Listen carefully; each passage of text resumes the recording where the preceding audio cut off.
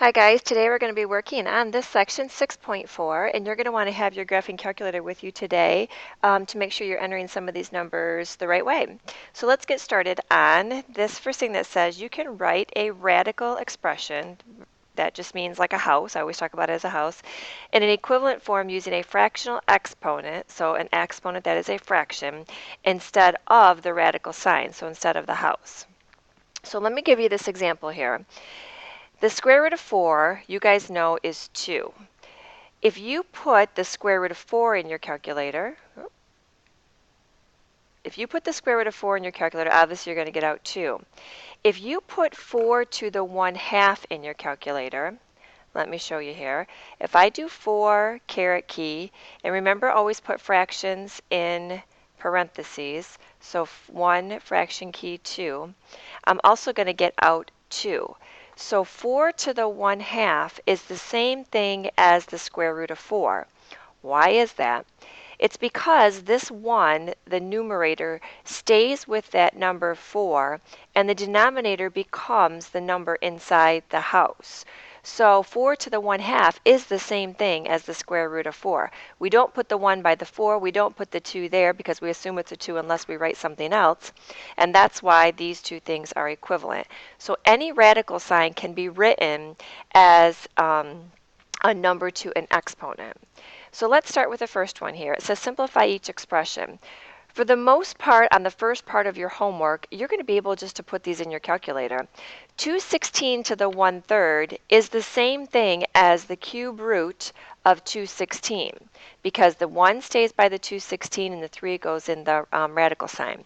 Now, you can do this, the cube root of 216, or you can just put in 216 to the 1/3 power and you're going to get out the answer of 6. So you're going to like how homework starts because it's real simple. Plug them in your calculator. 7 to the 1/2 times 7 to the 1/2. Now, if you want to think back to Algebra 1, where when you multiply like bases, you add exponents, that's going to come out 7 to the 1st because a half and a half make 1. Or put in your calculator, 7 to the 1/2 times 7 to the 1/2, it's going to give you out a 7. The next one here, I have 5 to the 1/4 power times 125 to the 1/4 power. You can get all crazy technical, put them inside the houses, break these guys all down, or throw it in your calculator, and it's going to tell you the answer is 5. Now, unfortunately, that's the only part that's going to be real simple that you can use on your calculator. The rest of this, you're going to have to, like this one, write an expression in radical form. Now, what that means is you have to take the exponent here and you have to transfer it into the house. So what do? The 3 stays by the x, so that's x to the 3rd, and the 7 goes in the house. So it'd be the 7th root of x to the 3rd. Now, when they tell you to write it in radical form, you have to leave a house in your answer, okay? Let's try the next one here. Parenthesis 2x to the 1/3 power. You need to make sure that this entire thing goes inside the house. So it's going to be 2x to the 1st power, the 1 stays with your stuff, and then the 3 goes in as the index. Now, do you really need the 2x and the 1 or the parentheses and the 1 here? No, you can just leave it cube root of 2x. The last one here I have 1 or t to the negative 3/5. Now this one's a little bit trickier. First of all, what happens is he's got a bad attitude, so he's got to go downstairs. So you're going to find out that we're going to do lots of review of all those exponent rules from Algebra 1. Now, you have to rewrite this. I'm actually going to start this guy over here because I've got some stuff to write here. I'm going to make him go downstairs. I'm going to rewrite it like this. 5th root of t to the 3rd. Remember, the 3 is going to stay by the t. Now, you're not allowed to have any exponents on the bottom, so you have to simplify this. Well, you need 5 of a kind to jump 1 out. So I need 2 more on the bottom to jump him outside. So I'm going to put 2 on the bottom. If I put 2 on the bottom, I have to put 2 on the top, and I'm going to write it t squared. Don't forget, you got a 5 inside there. So my final answer is going to be the 5th root of t squared all over. Remember, all 5 of these are going to jump outside, so all over t would be your final answer. Now, I'm going to sneak one more in here, so you're going to write this down at the end of this little section here. I'm going to do this one. I'm going to do t to the negative 7 halves. Actually, let's make a y, because sometimes my t's get sloppy. Y to the negative 7 halves. He's got to go downstairs, so it becomes 1 over y to the 7 halves. That's 1 over the square root of y to the 7th. 2 of a kind, 1 jumps outside, so I'm going to write out my 7y. Some of you don't need to do this, some of you do. 2 of a kind, 1 jumps out. 2 of a kind, 1 jumps out. 2 of a kind, 1 jumps out. I still have the square root of y left on the bottom. I'm not allowed to have a house on the bottom, so what are you going to do? You're going to multiply the top and bottom by the square root of y. Final answer, square root of y, square root of y on top, and I have, remember, this is going to turn into a y, so I have y to the 4th on the bottom. 1, 2, 3, and there comes number 4. Okay, the next section of your notes is giving it to you in radical form, and you have to write it in exponential form. So here we go. The 5 that is his exponent becomes the numerator. So this is going to be x to the 5th power. Your index becomes the denominator. So x to the 5 halves.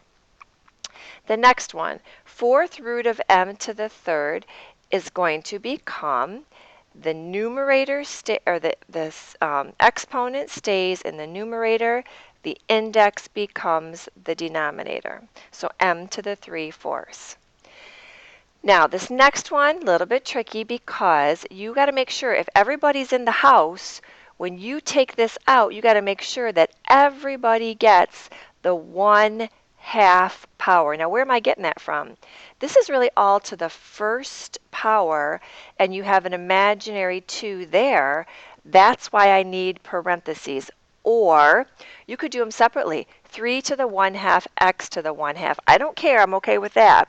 But you got to make sure that that 3 gets to the 1/2 power either this way or this way.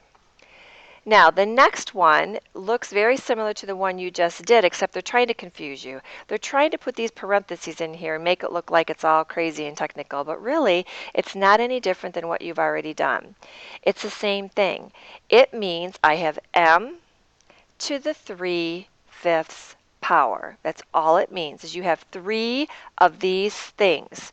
You have 5th root of m, you have the 5th root of m, you have the 5th root of m. That's what 3 of them means, 3 of them, which really is the 5th root of m, which is the 5th root of m to the 3rd. So really this is the same thing as the 5th root of m to the 3rd. Doesn't matter that those parentheses are there.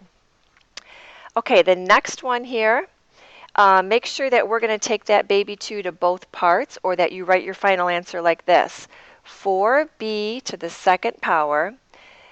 All this is going to be over 2, because that's your index, and 2 over 2 reduces to 1. Final answer is 4b.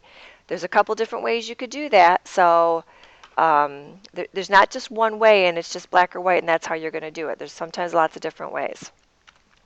All right, second page of notes. This is the hard guy. This is where you have to write stuff in simplest form. You have to make sure that you are simplifying, and it gets a little crazy, so let's try this first one here. Now, you got to remember some rules from Algebra 1. A power to a power means you multiply. For example, if I have x squared to the 3rd power, that means I have 3 sets of x squareds. I have 6 all together. I have 2 here, I have 2 here, I have 2 here. 3 times 2 gives me that 6. So over here, power to a power, you multiply. 1/5 times 5 is going to be 1. So this is 32 to the 1st power. Answer is 32. The next one here, I have to make sure you take the 2 to every single part. So it's going to become 3 squared, a to the 1st power, because half of 2 is 1, and b to the 2/3 power, because 1/3 times 2 is 2/3. You got to simplify. 9a cube root of b squared. 9a cube root of b squared. There's my index, and there's my exponent. The next one here, I have 3x to the 1/2 times 4x to the 2/3. Remember from Algebra 1, when you multiply, you need to organize. So I'm going to organize this. I'm going to put my numbers together. I'm going to put my letters together, and then I'm going to follow my rules. 3 times 4 is 12. A 1/2 and a 2/3. If you're not sure how to add that together, then go ahead and use your calculator and use your fraction key. So that's going to be x to the 7/6. You got to simplify. That's the 6th root of x to the 7th. I have 7 of these x's inside. 1, 2, 3, 4, 5, 6, 7.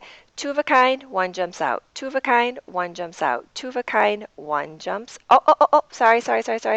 I'm getting sloppy because I think that's a 2. 6 of a kind, sorry about that. 1 jumps out. So it's going to be 12x 6th root of x. He can't go out and play. He doesn't have 5 more guys to go outside with. All right, almost done here. The 1/2 goes to every single thing inside the parentheses. So this is going to be, are we ready? 12 to the 1/2. Now think about that. 12 to the 1/2 is really the square root of 12. X to the 4th, because half of 8 is 4. Square root of 75, because 75 to the 1/2 is the same thing as the square root of 75. Y to the 5th. You got to break it down. 12, 2, 2, 3. Who jumps outside and play? I have 2 square root 3. Over here, break it down. 5 times 5 times 3.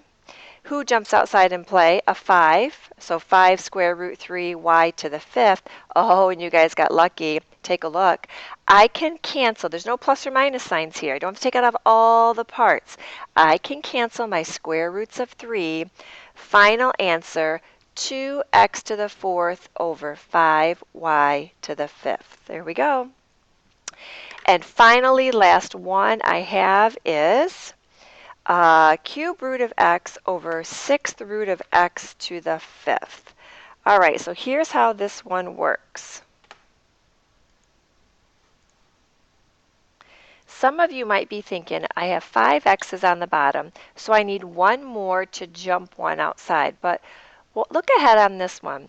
If you put an x on the inside here, you just can't go up here and put an x because it's the 6th root of x. And that's going to get really ugly when you have a cube root and a 6th root. You can't do anything with those. So let me show you another way you can solve this. The cube root of x is x to the 1/3. The 6th root of x to the 5th is x to the 5/6. When you have like bases and you're dividing, what do you do to your exponents? If I come over here and I have x to the 4th over x to the 2nd, I have 4 x's on top, I have 2 on the bottom.